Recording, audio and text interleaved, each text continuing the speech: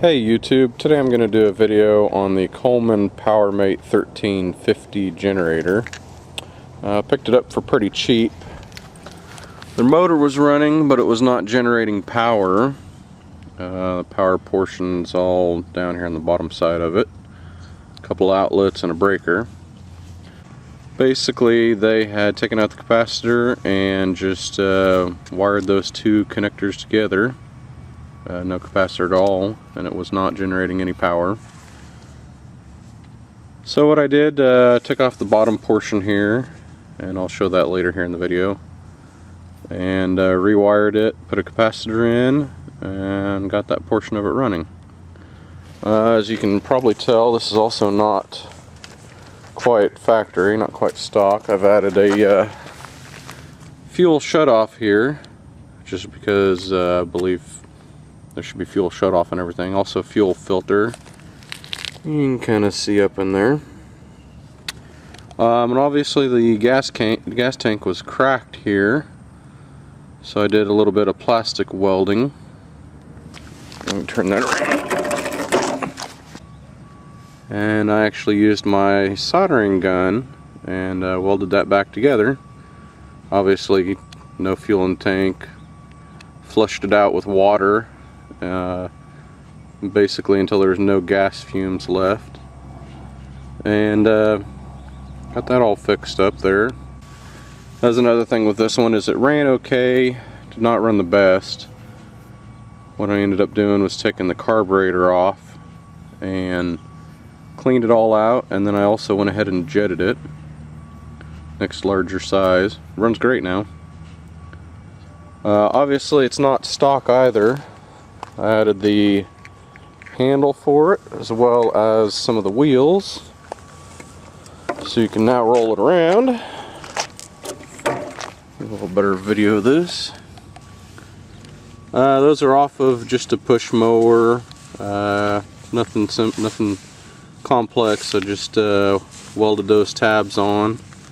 That was part of the front tires that had the height adjustment on it. I just took those off. Took the front adjustment apart, and that's just the spindle that goes straight to the tire, and I just welded it straight on the frame there, and makes it a nice little roll around generator now.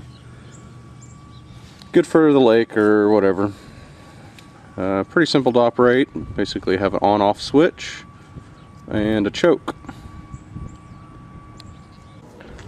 What I did to jet it here was went to the local yard store, is what it's called around here, and got me a set of drills, various sizes, a couple rows of them here, and pretty cheap really. I've seen some online, I'll link down below. That's how you jet out the main carb. I'll show that here. You can kind of get everything off. There's a screw over here. Let's see. Get the cover off for the air breather. I put a new air filter on it as well. So screw back here, and then there's 3 screws in here.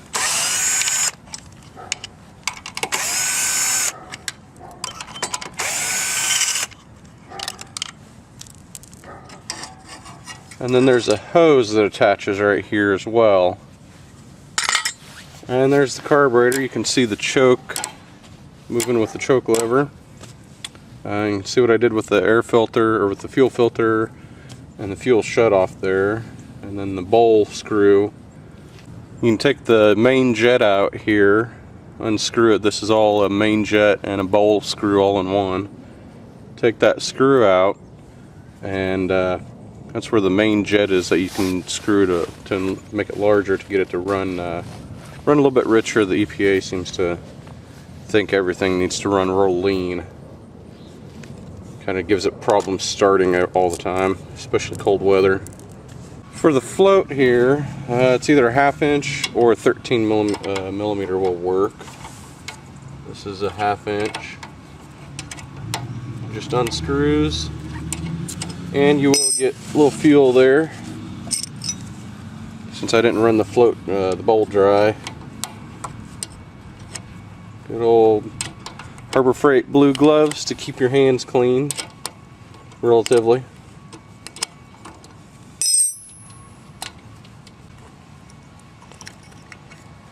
And inside there is a float bowl. I've cleaned all this out already. Put it in the ultrasonic cleaner there. And there's your main jet. And down inside that hole there is the actual main jet. And there's where it pulls it in through out of the float bowl. On this one, I actually have a little gasket right there in the bottom of the bowl as well. You could give me those bits. I'll go tell you what bit here I used for this. Out of this little set here, this little drill index, number 61 through 80. Let's see what I used exactly.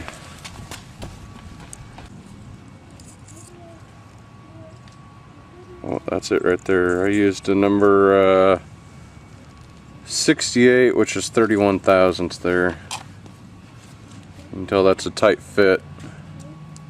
So I would have, it would have been smaller than that, and that's what I drilled it up to. I basically went the next size.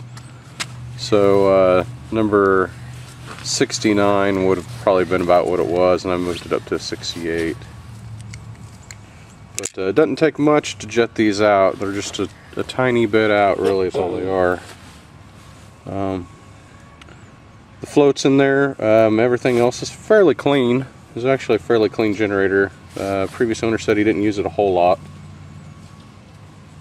So, but I did go ahead and put it in ultrasonic cleaner and used half water and half CLR. Just a little cheapo $4 from Goodwill ultrasonic cleaner. Just used warm water and CLR. Left it in there for about 15 minutes. You know, running the ultrasonic cleaner the whole time. Worked really well. A lot of gunk that got out of it, really. That's about it for the carburetor. I'll take apart the bottom side there so you can see what I did with the electrical side of it to get this thing running. It's pretty simple to go back together here. Just put the float bowl back on, 4 screws, and pretty easy.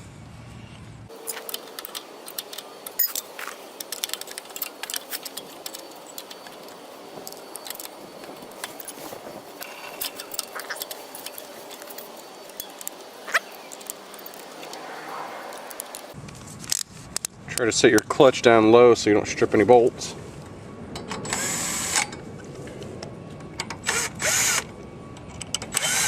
I like tightening down the carburetor bolts first so it's all aligned.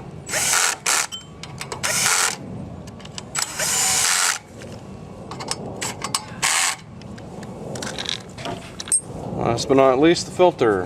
And it's a nice clean new filter. The previous one was not too bad.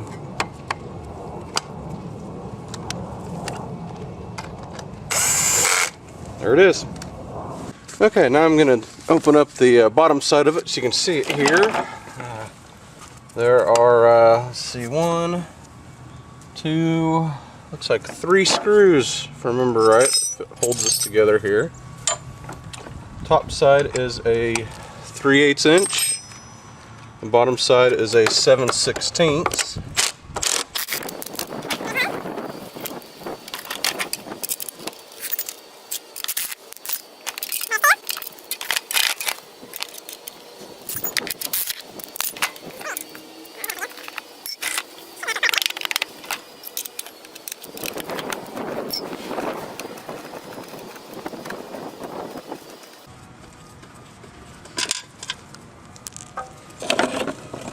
And once that's apart, the bottom side here has a connector on it here. It's the only connector that actually holds the case here to the rest of it. There's also a ground wire right here, and this connector just pulls apart like so. And this whole bottom side here come out.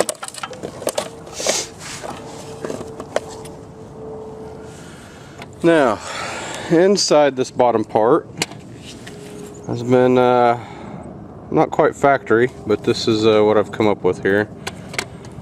You've got your connector, which this orange wire here used to be a yellow one originally, but it was cut to about this short here and was not long enough for me to wire in. So I took that connector out and put in an orange wire instead. It is actually slightly larger gauge, slightly thicker wire, but it'll work. The capacitor there, let's see if you can see it there, CAP97F9001. I will leave a link for that in the description. It is a 7.5 microfarad capacitor. Not a very big guy as far as capacitance goes, but enough to make it work. There we go. And they had also disconnected this breaker here and wired those two black wires together, essentially giving it no circuit protection. So I wired that back in, and everything is fully functional now. Ground wires run over to this ground lug.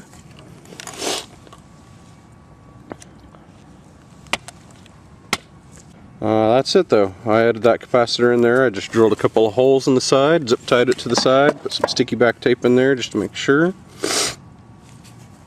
Excuse me, I'm kind of getting over a cold here. But that was all it took to get her running again. I think that was about a $10 part.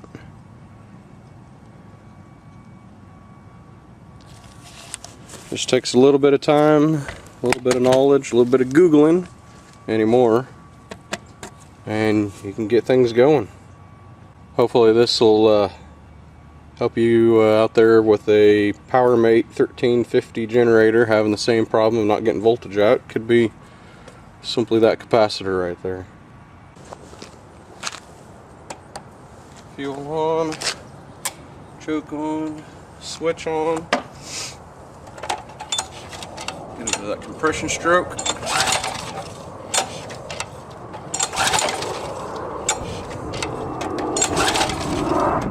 Probably no fuel in the bowl yet.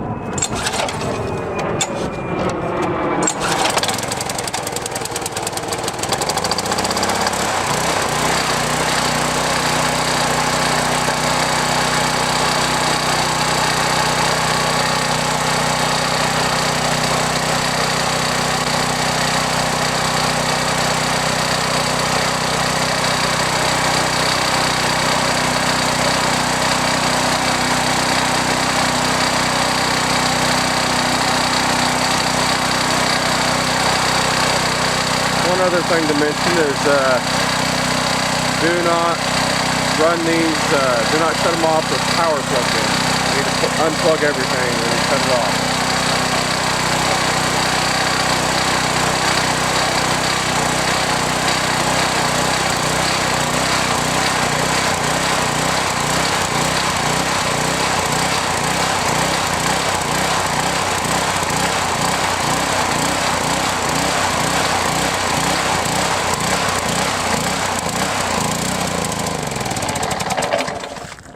I just ran that out of gas, so there wasn't any gas in the fuel bowl there left over.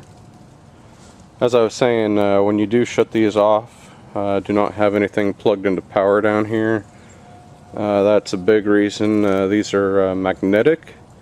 They'll lose that magnet and magnetivity, whatever the word is there. They'll lose that if you leave those leave power plugged in when you turn them off. That's a big reason why these have problems starting, have problems generating power. So you need to unplug power when you turn them off. Well, I think that's about it for this video. Thanks for watching.